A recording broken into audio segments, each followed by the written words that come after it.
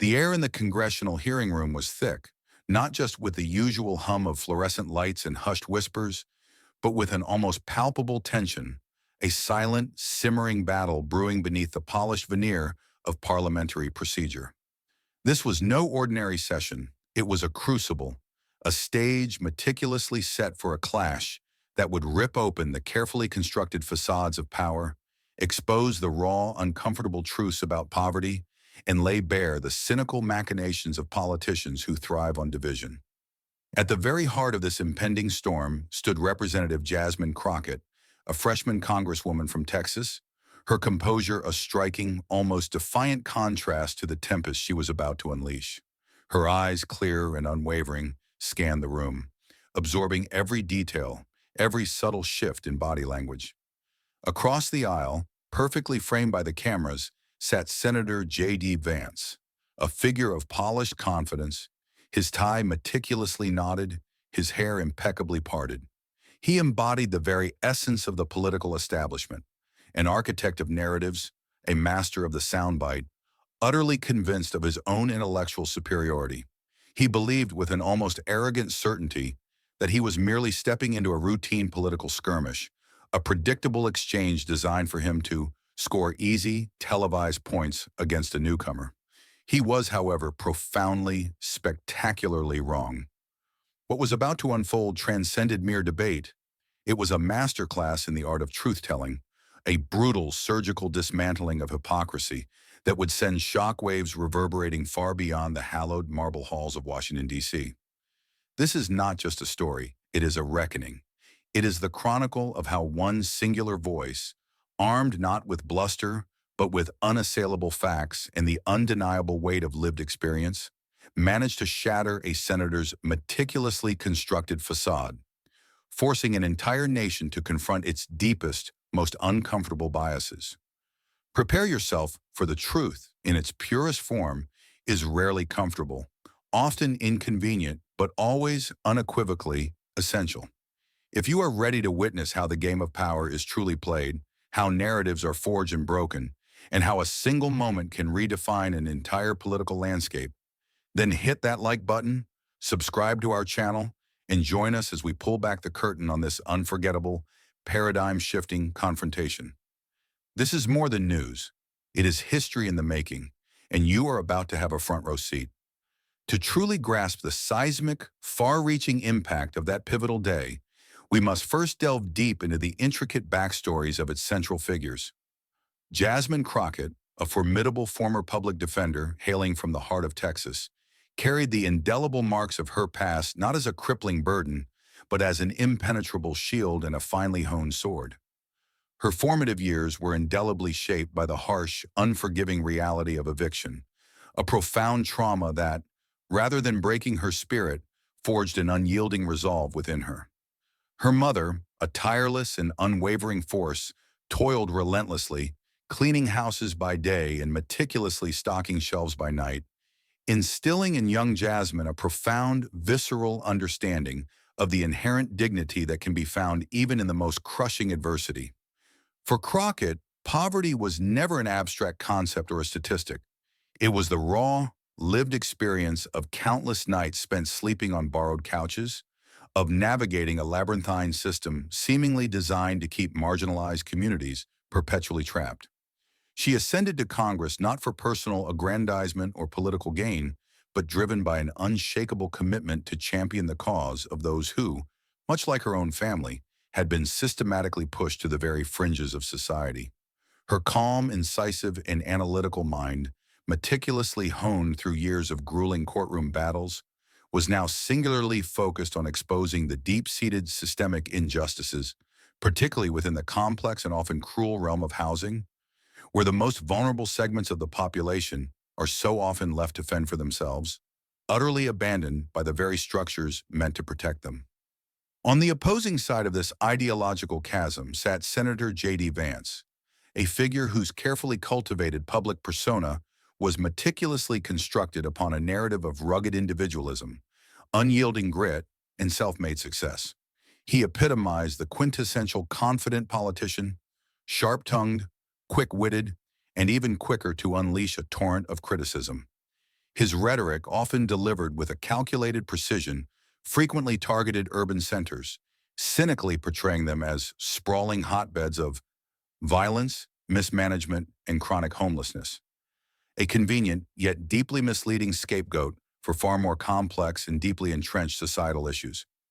Vance, much like a seasoned puppeteer, seemed remarkably adept at wielding divisive language as a potent weapon to galvanize his political base, often callously blaming the very victims of poverty for their own dire circumstances. His meteoric political career stood as a stark testament to the seductive power of a meticulously spun story, a narrative crafted to appeal to a specific segment of the electorate. However, on that fateful day, his carefully constructed narrative was destined to collide head-on with an inconvenient, unvarnished truth that would expose its inherent fragility. The grand stage for this impending confrontation was a seemingly innocuous House Homeland Security hearing, ostensibly convened to discuss the dry, bureaucratic intricacies of federal housing reform. Yet the true agenda, for many keen observers, was far less about policy and far more about raw, unadulterated political theater. The air within the chamber was thick, almost suffocating, with the unspoken, unwritten rules of Washington, the performative grandstanding, the artful deflection, and the meticulous, almost obsessive avoidance of any genuine, uncomfortable accountability. Vance, brimming with an almost palpable confidence in his ability to effortlessly control the narrative, perceived this as a golden opportunity to reinforce his well-worn criticisms of urban leadership, to once again paint a picture of chaos and failure. He genuinely believed he held every single card, poised to effortlessly dismiss any inconvenient counterargument with a practiced ease born of years in the political arena. The stakes, however, were astronomically high, extending far beyond the mere confines of Crockett's burgeoning reputation. They encompassed the very bedrock principles of justice, the elusive pursuit of empathy, and the fundamental ideals she so passionately represented. This was destined to be far more than a mere debate. It was a visceral battle for the very soul of a nation, fought not with fists, but with carefully chosen words, each one imbued with the undeniable crushing weight of lived experience. The pivotal moment arrived with an almost theatrical precision. Senator Vance, with a smooth, almost imperceptible shift in his posture, a subtle adjustment of his perfectly tailored suit, raised his hand, a silent signal of his intent to interject. "Madam Chair," he began, his voice a carefully modulated baritone, polished and resonant, "I'd like to direct a question to Representative Crockett." The array of cameras, like predatory eyes, immediately tilted, instinctively sensing the palpable shift in the room's energy, the sudden, sharp focus. Vance, still radiating an almost arrogant confidence, his gaze fixed on Crockett, launched his carefully prepared attack. "You've spoken in favor of increasing federal housing funds to address conditions in cities like Dallas," he stated, his voice even, devoid of overt emotion. "But how do you justify that when so many of those cities are plagued by violence, mismanagement, and chronic homelessness under your leadership? Wouldn't more federal money just prop up failure there?" The words, though delivered without a shout, were sharp, honed to a razor's edge, designed to sting, to imply a fundamental incompetence, to cynically frame entire urban communities, particularly those predominantly inhabited by Black and brown citizens, as inherently broken, as perpetual drains on the public purse. For a fraction of a second, an eternity in the rapid-fire world of political theater, Crockett remained utterly still. She didn't flinch. She didn't blink. Then, with a deliberate, almost mesmerizing calm, she reached for the water glass on the table before her, took a small, measured sip, and with equal precision, placed the bottle back down. Her hand, poised and steady, hovered almost imperceptibly over the binder lying open in front of her. A silent, yet potent, promise of the intellectual counteroffensive that was about to commence. "Senator," she began, her voice a low, steady current, imbued with an unexpected gravitas, "I'm glad you asked." A faint murmur, a ripple of anticipation, spread through the back of the room.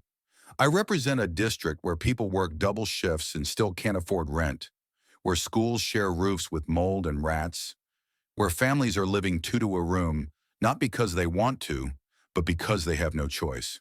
Her words, delivered without a hint of anger or defensiveness, landed with the blunt force of physical blows. You say mismanagement, I say disinvestment. The pause that followed was brief yet profoundly potent, allowing the weight of her statement to sink in. The violence you speak of, it didn't appear out of thin air. It came from a system that built highways through our neighborhoods, redlined us out of opportunity, and then acted surprised when the consequences showed up. Vance, perhaps sensing the narrative slipping from his grasp, let out a dry, almost imperceptible chuckle, a telltale sign of his growing unease. He tapped his fingers, once, twice, against the polished surface of the table, a nervous tick betraying his carefully cultivated composure. With all due respect, he interjected, attempting to reassert control, his voice still smooth. Those problems are complex. We can't solve rural poverty with a single bill, and neither can we solve housing insecurity in cities with just one grant program. Crockett, however, cut him off, her voice remaining calm, yet imbued with an unyielding firmness. But when you question the competence of leaders based on the zip code they serve, especially when those zip codes are filled with people of color, you're not offering solutions. You're dodging your own record. The crushing weight of her words hung heavy in the air, amplified by the quiet, almost understated power of her delivery. She wasn't resorting to shouting or histrionics. She didn't need to. The unvarnished truth, delivered with such surgical precision, was far more devastating than any raised voice. The room was now utterly hushed, caught in the quiet, almost suffocating intensity of Crockett's unfolding testimony. Senator Vance, visibly discomfited, his usual composure beginning to fray at the edges, looked down at his notes, then furtively glanced toward the chairwoman, a silent, desperate plea for a lifeline that, pointedly, never came. Crockett, a master of strategic silence, allowed the profound stillness to linger, permitting the full, crushing weight of her words to settle deep within the chamber, far longer than most politicians would ever dare. Then, with a deliberate, almost intimate lean into the microphone, her voice dropping to an almost conversational whisper, yet still commanding every ear in the room, she continued. I'm not going to pretend like cities don't have problems, she stated, her tone remarkably casual, almost disarming. We do, but let me make something crystal clear. Poverty is not a moral failure. It's not a symptom of laziness or bad leadership. It's a direct result of policy. It's a direct result of decisions made by people who've never had to live with the consequences, who've never felt the cold, hard sting of their abstract policies on their own skin. With a fluid, unhurried motion, she opened her binder once more, pulling out a single, meticulously highlighted sheet of paper. I brought data, she announced, her voice gaining a quiet, undeniable power, a subtle triumph. Since people love data when it comes from think tanks, she held up the sheet, not in a theatrical gesture, but with a clear, almost pedagogical intent, ensuring its visibility. Here's a federal report from 2023. It shows that the states with the highest poverty rates are overwhelmingly rural. It shows that access to clean water, health care, and safe housing isn't just an urban issue. It's hitting Appalachia, the Mississippi Delta, places like Ross County, Ohio. Her eyes, now piercing and direct, locked onto Vance's, holding his gaze. That's your state, right? Vance offered no reply. He didn't have to. The profound silence that enveloped him was his eloquent, damning confession. You want to talk about leadership? Crockett continued, her voice now a steady, implacable force, building with each word. Let's talk about that. Because while you're questioning urban leaders, while you're casting aspersions on their competence, your own constituents are living in trailer homes with black mold and no access to running water. Some of them don't even have consistent power. And you, Senator, you voted against the very bill that would have helped them. A few quiet gasps, almost imperceptible, rippled through the room. Vance instinctively reached for his pen, then as if suddenly drained of all will, set it down again, his hands remaining unmoving. The contrast between them was stark, almost brutal, his polished, abstract rhetoric clashing violently against her undeniable, visceral facts, his comfortable, insulated distance from the harsh realities of life against her raw, lived truth. The truth once spoken with such clarity and conviction was now an inescapable, undeniable force, impossible to ignore, impossible to refute. The moment the gavel fell, signaling the end of the hearing, the clip of Crockett's final, searing lines, her impassioned words about eviction, the insidious nature of shame, and the inherent worthiness of every human being, exploded across the digital landscape. A mere 47-second video, initially posted by a quick-thinking junior staffer on their personal account, rocketed to viral status, amassing an astonishing 3 million views within a matter of hours. There were no flashy, over-the-top edits, no dramatic, swelling musical scores, just the raw, unadulterated power of her voice, the unwavering intensity of her gaze, and the profound, almost sacred silence of the room that surrounded her. That silence, more than any amplified shout, resonated with a deafening clarity, speaking volumes that most multi-million-dollar political campaigns could only dream of achieving. On TikTok, a new generation of users, captivated by her authenticity, began stitching themselves into the clip, their faces reflecting a mix of solemn recognition and quiet fury. They nodded slowly as she spoke, their mouths tight, their eyes glassy with a shared understanding. Others, emboldened by her candor, began to share their own deeply personal stories of eviction, of nights spent sleeping on friends' couches, of the constant, gnawing fear of hiding behind curtains during unannounced police knock-and-lock sweeps. This wasn't mere political debate, it was a collective act of remembering, a shared trauma finally brought into the light. On Twitter, the digital town square, hashtags like "Sure, your Crockett clap back" and our "She said it" began to trend with unprecedented speed, dominating conversations within a mere 2 hours. An Ohio-based housing nonprofit, recognizing the profound significance of the moment, immediately reposted the video, adding a poignant caption. "We've been waiting for someone to say this out loud for years." By the time the evening news cycles began, major network anchors, usually so detached, were quoting extensive parts of her speech, dissecting her words with a newfound intensity. Some outlets, clinging to familiar narratives, framed it as a takedown, while others, perhaps more attuned to the shifting currents, declared it a reckoning. Regardless of the media's chosen spin, one undeniable fact remained. Representative Crockett had fundamentally shifted the room, and with it, the broader national conversation. Meanwhile, Senator Vance's team, in a desperate attempt at damage control, hastily released a generic, utterly safe statement. It was a bland concoction of political platitudes about improving lives and respecting passion, meticulously crafted to offend no one and admit no fault. Predictably, it landed with a resounding thud. The comments section beneath his post was immediately flooded with screenshots of Crockett's most impactful quotes, her irrefutable statistics, and the raw power of her personal stories. She came with facts, he came with talking points, one user succinctly summarized, encapsulating the entire exchange. In Dallas, Representative Crockett's office phone rang incessantly, not with complaints, but with an outpouring of gratitude. One woman, her voice choked with tears, left a voicemail. "I never thought anyone in Congress knew what it felt like to lose your home." But what truly astonished everyone was the unexpected, overwhelming response from rural Ohio. Messages, heartfelt and raw, poured in from Chillicothe, Circleville, Portsmouth, small towns Vance had effortlessly carried in his last campaign, areas often overlooked by the national spotlight.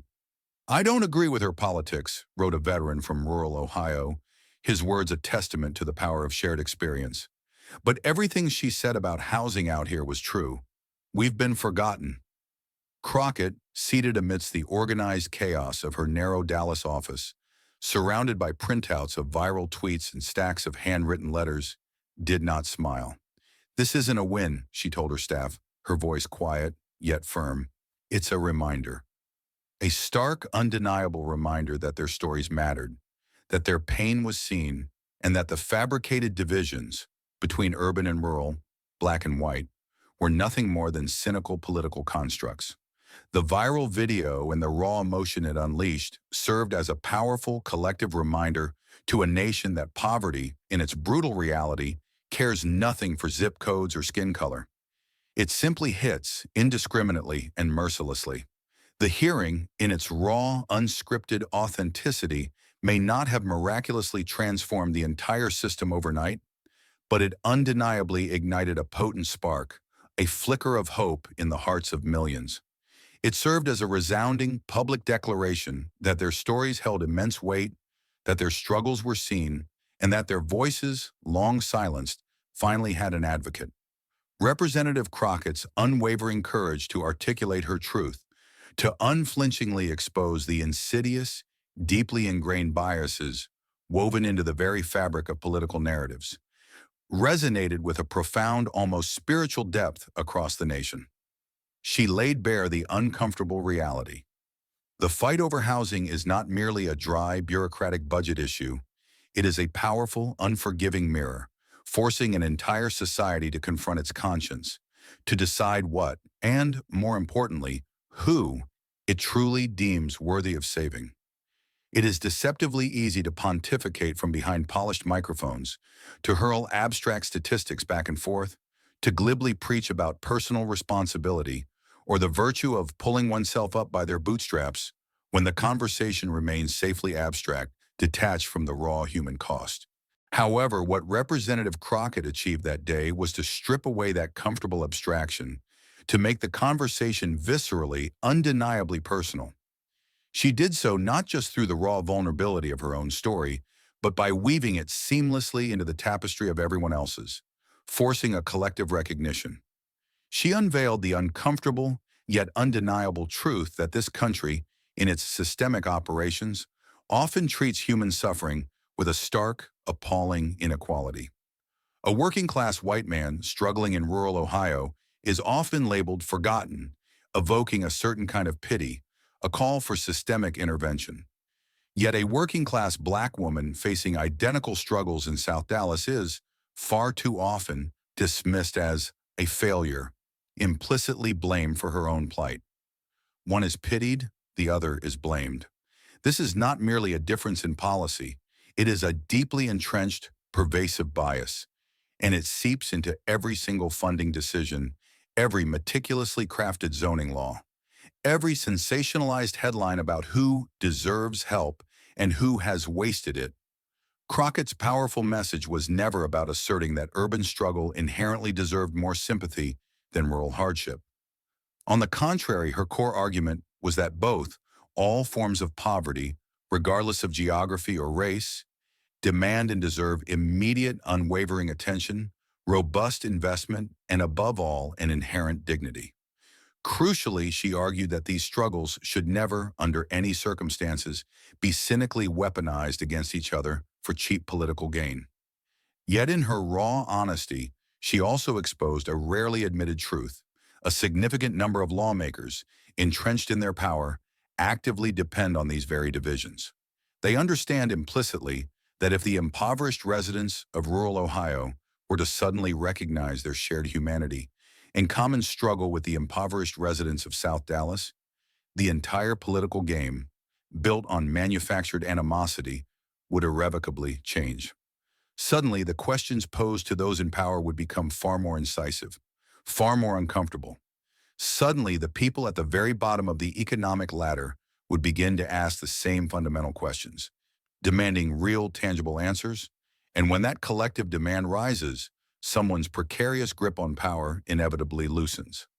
This is precisely why moments like that congressional hearing hold such profound, enduring significance.